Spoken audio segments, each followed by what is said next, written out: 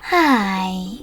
In front of me is Realme Pad Mini, and today I would like to show you how you can add photos to text message on this device.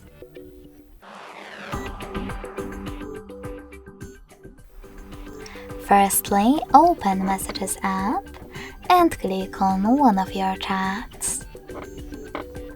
Then select this icon with a photo and a paper clip and tap on one of those images.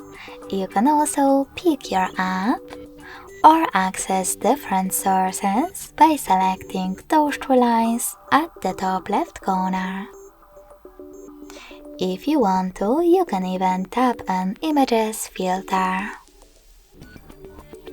Now just hold your photos that you wish to add. When you finish, click on Select at the top right corner.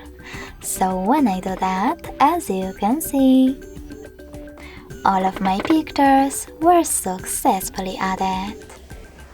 Thanks so much for watching. If you enjoyed this video, smash that like button, comment, and subscribe. Bye!